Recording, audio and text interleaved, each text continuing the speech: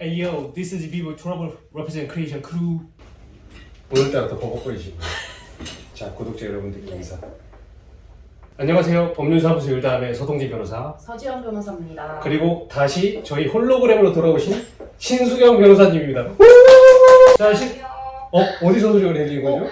변호사님! 아, 여기 지금 홀로그램. 네, 여기 계십니다. 네. 저희가 지난번에 앞으로 3명이서 진행한다고 약속을 드렸기 때문에 저희 법률사무소 일담은 늘 약속을 지키겠습니다. 네, 구독자 여러분과의 약속은 정말 저희는 꼭 지키도록 노력하겠습니다. 맞습니다. 그래서 오늘 주제는 뭐죠? 네, 오늘은 서동진 변호사님도 직장 내에서 변호사로 근무하셨었고 신수경 변호사님도 직장을 다니셨었는데요. 요즘에 또 핫하게 떠오르고 있는 직장 내 괴롭힘 관련해서 말씀을 드리도록 하겠습니다. 그러니까 저도 사실 회사 변호사로 근무했지만 사실 이제 제가 회사 변호사로 근무하던 시기에는 그때 이제 갓 직장 내 괴롭힘 관련 조항이 신설돼서 시행된 지 얼마 안 된 때라서 네. 저희 회사 내에서는 막상 그런 사례가 발생한 적은 없었던 걸로 알고 있거든요. 네네. 네. 저도 그때는 이제 그 직장 내 괴롭힘이라는 조항이 근로기준법에 신설이 되면서 이제 회사 내에서는 조금 화두가 되기는 했었는데 사실 그걸로 인해서 뭐 인사위원회라든지 징계 절차에 많이 회부되기는 했지만 그게 사실 저희처럼 송무를 하는 변호사님한테까지 그 당시에는 외부까지 뭐 자문을 받거나 하는 일은 많지는 않았는데요. 근데 저희가 요즘에 업무를 하면서 좀 요즘에는 이제 직장 내에 계시는 근로자분들도 권익을 이제 많이 지키려고 하시는 추세고 그러다 보니까 외부에 뭐 의뢰를 해서 의견서를 받아두신다든지 그런 절차도 많고 또 특히 공공기관에서 또 직장 내 괴롭힘 문제가 됐을 때 외부 변호사님들의 뭐 의견을 듣는 그런 절차도 마련이 되어 있는 걸로 알고 있어서 오늘 이렇게 주제로 선정을 하게 됐습니다. 이게 구체적으로 직장 내 괴롭힘이라는 법률 용어가 등장하게 된 게 언제부터죠? 그게 한 2019년에 제정이라고 하긴 그렇고 아무튼 2019년에 그 개념이 네. 근로기준법에 규정이 되기 시작했는데요. 그렇죠. 예. 이제 본격적으로 시행이 된 것은 2019년 7월부터 시행이 됐습니다. 네. 예, 그러면서 2021년에 한 차례 개정이 되어서 조금 더 이제 좀 세세하게 사용자의 의무를 좀 규정하는 방향으로 되어 있는데요. 이제 서동진 변호사님께서 또 이제 잘 아시다시피 직장 내 괴롭힘의 요건 중에 또 이제 그 직위라든지 지위의 우위를 점하고 있는 사람이 이제 다른 근로자들을 이제 괴롭힘하는 행위를 해야지만 이 그 근로기준법 76조 2항 3항 뭐 76조의 2, 76조의 3, 이 규정에 위반이 된다고 합니다. 그래서 네. 서동진 변호사님께서 또 많이 겪으셨을 수도 있겠지만 뭐 관련해서 뭐 최근에 기억나시는 사례라든지 뭐 그렇게 해주실 말씀 있으실까요? 제가 직접 겪은 사례는 사실 없었고, 근데 이제 이게 그 근로기준법에 사실 조문은 딱 두 개밖에 안 존재하거든요. 네, 근로기준법 제 76조의 2, 네 맞아요. 제 76조의 3, 딱 이 두 개 존재하는데 이 또 내용이 되게 또 애매하고 추상적이란 말이죠. 네. 이 근로기준법 제 76조의 2를 살펴보면은 이렇게 돼 있어요. 사용자 또는 근로자는 직장에서의 지위 또는 관계 등의 우위를 네. 이용하여 업무상 적정 범위를 넘어 맞아. 적정 범위를 넘어야 돼요. 다른 근로자에게 뭐 신체적, 정신적 고통을 주거나 근무 환경을 악화시키는 행위를 하여서는 아니 된다라고 했는데 이 지금 조문을 봐도 되게 애매해요. 도대체 뭐가 적정 범위냐?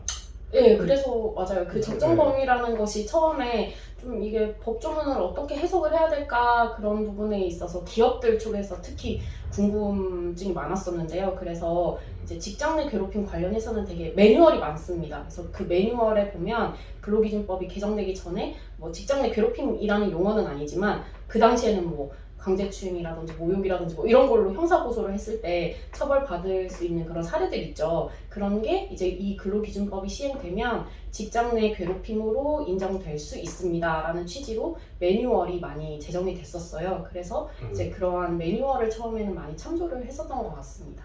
구체적으로 그럼 이게 어쨌든 구독자분들은 네. 저희가 구체적으로 어떤 게 직장 내 괴롭힘에 해당하는지 사례를 말씀드려야 알 수 있을 것 같고 네. 어떤 게 직장 내 괴롭힘에 해당하는지 예를 들어서 제가 그때 봤었던 거는 뭐 예를 들면은 저처럼 이제 아이를 낳고 복직을 하신 거예요. 그래서 육아휴직을 끝내고 복직을 했는데 육아휴직 이전에 맡았던 업무가 아니라 아주 전혀 새로운 업무를 맡기면서 정말 그분이 할 수 없는 일을 시킨 거죠. 그런 경우에 이제 직장 내 괴롭힘이 될 수 있다. 이런 취지로 이제 인정된 적이 있었던 것 같고요. 그리고 또 예를 들면 또 막 회식 많이 하시죠. 그때는 코로나 이전에는 회식도 많이 하셨었으니까 부하 직원한테 자꾸 회식을 강요하면서 근데 그냥 회식을 가자 이것도 아니에요. 네가 회식을 짜서 뭐 우리한테 알려줘라 이런 걸 하면서 생각만 해도 그거 얼마나 괴로울까. 네, 그래서 뭐 월급의 30%는 이런 데 쓰려고 있는 거 아니냐 뭐 이런 식으로 강요를 하면서 나중에는 심할서를 쓰게 한다든지 사유서를 쓰게 하는 그러한 정도가 되면 이것은 직장 내 괴롭힘이다 이렇게 인정을 하더라고요. 벌써부터 괴롭네요. 네, 그렇습니다. 그런 것들이 전부 다 직장 내 괴롭힘에 해당하고 네, 네. 이게 그러면은 모든 사업장에 다 적용되는 건가요? 아닙니다. 이게 네. 그 직장 내 괴롭힘이라는 것은 저희가 표현을 할 때 그렇게 표현을 하는 것이지만 이게 따로 법률은 아니고요. 아까 말씀드렸듯이 근로기준법 안에 규정이 된 것이기 때문에 네, 근로기준법이 또 5인 이상 사업장에만 적용이 되지 않습니까? 그래서 그 근로기준법이 적용되는 사업장에만 적용된다고 보시면 될 것 같습니다. 네. 신변사님 이게 무슨 소리죠? 제가 지금 좀 외부에 있다 보니까 역시. 네. 이렇게 얘기 나온 김에 저도 한마디 예, 신변사님 말씀하십시오. 제 마이크 가까이 내드릴게요. 예, 제가 알고 있었던 직장 내 괴롭힘 사례 중에 하나가 이것처럼 업무 시간 외의 시간에 그 직장 상사가 업무상의 뭐 지시라든가 이런 것들이 필요하다라는 이유로 계속 부하 직원과 이렇게 전화 통화라든가 이런 것들을 연결을 시도를 하는 거예요. 그래서 실제로 직장 상사가 자기가 지금 회사로 복귀를 하고 있다. 그 시간 내내 핸드폰을 막 1시간, 2시간 동안 연결을 하면서 부하 직원이랑 통화를 계속 시도를 했던 사례가 있었어요. 그래서 그 부하 직원은 퇴근하는 시간인데 막 지하철에서 계속 전화를 받으면서 가는 정말 싫겠네요. 근데 대표적인 직장 내 괴롭힘 사례 중에 하나로 저희들이 공유를 하는 게 업무 시간 외에 계속 막 업무 지시를 하려고 이메일을 보내서 회신을 종용한다던가 안 그러면 문자로 빨리 답신을 요청한다던가 이런 부분들이 주말이고 휴가고 또 육아휴직이나 이런 걸로 쉬고 계신 분들한테 요청하는 경우가 절로 나오는 한숨소리. 네.